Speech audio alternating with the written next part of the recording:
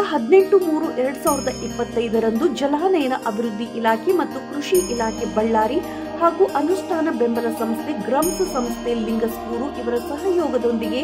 ಸಂಡೂರು ತಾಲೂಕು ಅಂತಾಪುರ ಗ್ರಾಮದಲ್ಲಿ ಗಣಿಗಾರಿಕೆ ಪರಿಣಾಮ ವಲಯದ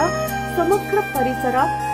CEPMIZ ಯೋಜನೆಯ ಬಗ್ಗೆ ಗ್ರಾಮ ಸಭೆಯನ್ನ ಮಾಡಲಾಯಿತು. ಈ ಒಂದು ಗ್ರಾಮ ಸಭೆಯನ್ನು ಉದ್ದೇಶಿಸಿ ಮಾತನಾಡಿದ ಕರ್ನಾಟಕ ರಾಜ್ಯ ರೈತ ಸಂಘ ಹಸಿರು ಸೇನೆ ರಾಜ್ಯ ಸಹ ಕಾರ್ಯದರ್ಶಿ ಶ್ರೀಯುತ BS ಶಂಕರ್ ಅವರು ಮಾತನಾಡಿ, ಪ್ರತಿಯೊಬ್ಬ ಎಲ್ಲಾ ರೈತರು CEPMIZ ಯೋಜನೆ ಅಡಿಯಲ್ಲಿ ಕೃಷಿ ಇಲಾಖೆಯಿಂದ ಸಿಗುವಂತಹ ಎಲ್ಲಾ ಸೌಲಭ್ಯಗಳನ್ನು ಪಡೆದುಕೊಂಡು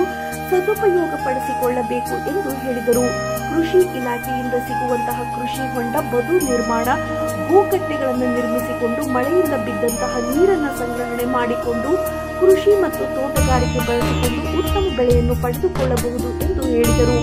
ಈ ಗ್ರಾಮ ಸಭೆಗೆ ಗ್ರಾಮ ಪಂಚಾಯಿತಿ ಉಪಾಧ್ಯಕ್ಷರಾದ ಹನುಮಕ್ಕ ರೇವಣ್ಣ ಮತ್ತು ಗ್ರಾಮ ಪಂಚಾಯಿತಿ ಸದಸ್ಯರಾದ ಯೋಗಪ್ಪ ಮತ್ತು ಧರಣೀಂದ್ರಮ್ಮ ಗಂಗಪ್ಪ, ಗ್ರಾಮ ಪಂಚಾಯಿತಿ ಸಿಬ್ಬಂದಿಗಳಾದ PH ಯರಿಸ್ವಾಮಿ, ಮಲ್ಲಿಕಾರ್ಜುನ ಸ್ವಾಮಿ, NRLM ಸಿಬ್ಬಂದಿಗಳಾದ ಕರಿಬಸಪ್ಪ, ಅನುಷ್ಠಾನ ಬೆಂಬಲ ಸಂಸ್ಥೆ ಗ್ರಮ್ಸ್ ಸಿಬ್ಬಂದಿಗಳಾದ A ಕೊಟ್ರೇಶ್, H ಮಂಜುಳಾ ಮತ್ತು ಗಾದಿಲಿಂಗಪ್ಪ, ರೈತರು, ಗ್ರಾಮಸ್ಥರು, ಮಹಿಳಾ ಸಂಘದ ಸದಸ್ಯರು ಭಾಗವಹಿಸಿದ್ದರು.